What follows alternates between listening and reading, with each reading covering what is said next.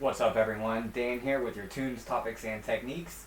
Today's tune is Wolves Light and Light from Chevelle's new album, Bright as Blasphemy. If you haven't checked it out yet, do yourself a favor and give it a listen. It's really good, you guys. Today's topic is letting our kids be kids. You know, I was out shopping the other day at our open air center here in Fort Myers, and there was a very large protest going on. And listen, I don't have a problem with that. If you're so passionate about what you believe in that you're willing to take your time and go out and stand in the heat to speak your mind, more power to you. I respect that an awful lot. I don't care what side you're on. I really do not care. This isn't a political thing or anything like that. So if don't get the wrong idea. You know, nobody bothered me, nobody got in my way, nobody looked at me funny. You know, I went about my business and they went about theirs. I was actually really proud of Fort Myers for organizing a very large, peaceful protest. Everything was going good. I did my shopping, I came out, and when I was heading out of the parking lot is when everything changed. And that moment was when I saw the 7, 8, and 12-year-olds carrying their parents' signs for them. So we have taken our kids to a place that has Dave & Buster's and movie theaters and GameStop and Barnes & Nobles and Hibachi, and we have brought them there on their weekend to stand out in the 90-degree Florida heat and hold your signs.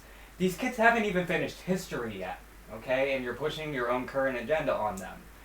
These kids are going to see 2, maybe 3 different administrations by the time they're old enough to vote. Let the kids be kids. Now, if you think that making them stand out there in this heat and hold your signs, these 8 and 9-year-olds, instead of going to play games or buy a book or whatever, if you think that's the right thing to do you really think people are going to listen to what's written on your sign? Just, come on now. Really, really embarrassing. And if you're one of those people standing outside Planned Parenthood, screaming at the little girls trying to go get birth control, bless your heart. Moving on. I have recently embarked on a new adventure of learning the language of music. I have realized very quickly that I can't do a lot of things. I could never teach, I could never produce anybody, I can't play by ear. I've really held myself back because for the first 25 years of my career, every song I've learned has been by tabs, you know, lines and numbers, very easy to read. But I never learned how to read music, I never learned scales, I don't know the different notes, just completely ignorant. So, a few weeks ago I decided to do something about it, and pretty soon, you know, if you guys stay tuned, you're definitely going to hear the results. I'm cooking up some pretty cool stuff. And so I was, you know, having a little road trip yesterday and listening to this new Chevelle album. The Wolf song in particular, I decided I'm going to go home and learn that. And I'm going to teach you guys just kind of the introduction on how I did that. You know, all you guys, young or old, you know, Kenny, if you're out there watching, you know, learn Chevelle, man. This stuff, it's not, I don't want to say it's easy. The chords and stuff are pretty easy. A lot of their unique stuff comes from some of the effects he uses, and a lot of the stuff out of his picking hand. You get a lot of mood and tone out of that picking hand. But the chords themselves are really easy. It's how I learned to play and sing at the same time. Obviously, I learned this by ear. You know, again, it's not easy, but it's it's enough that I could put it together. So I'm gonna shut up on that. And the first thing I'm going to do is I'm going to take a part of the song where I can tell they're playing an open note. Once you get to that point, at least, that was kind of one of the first steps for me, is learning the difference between a plated string versus a non-plated string, and learning the open note versus a fretted note. So once I have that open note, I know which guitar I need to use. When I first sat down, you know, my ears aren't trained yet, I'm still learning, so my first thought was this song was in drop B. So I started with my drop B guitar, okay? I took the little clip where he's just playing the open note, and I'm going to loop it over and over again, and I'm going to try it on B. And what's going to happen is I'm going to realize that I'm not tuned quite right. B is a step too low, because I want to be open, but I'm going to find that my finger's going on the first fret to match the note, and I know that's not right. So if I know that my first fret on B sounds right, then I know that means open, I'm going to need that drop C guitar. So I'll explain, what that is. And then I'm going to move on to the next riff and just get the little part down. And once I figure out the first couple of chords in that little part, it's just repetition after that. And it's just exploring. Really, all of this stuff, guys, it's the amount of time that you put into it. Practice and repetition and the amount of time you're willing to put into it. So here we go. So I said I thought this song was in B, drop B specifically.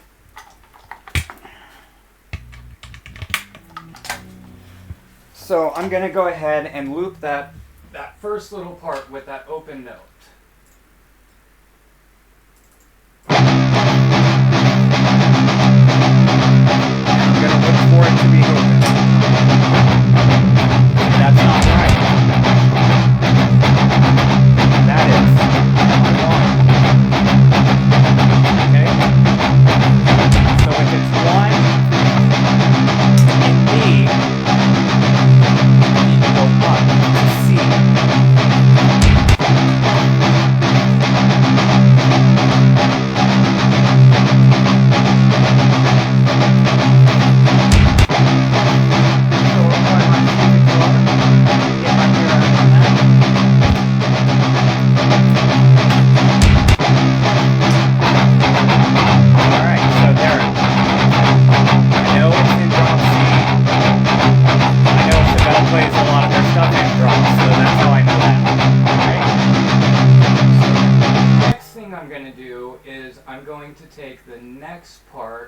Which is kind of like the main riff.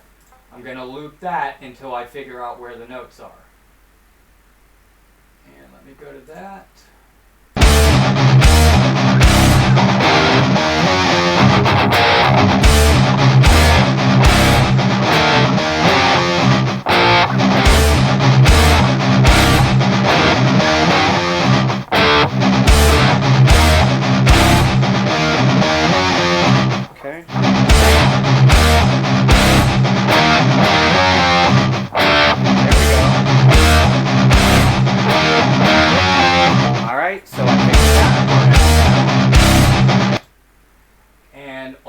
Left to do is just take my time and work through the rest of the song until I have it down. So like I said, do you want to sit here and practice for a couple hours, 4 hours, however long it takes?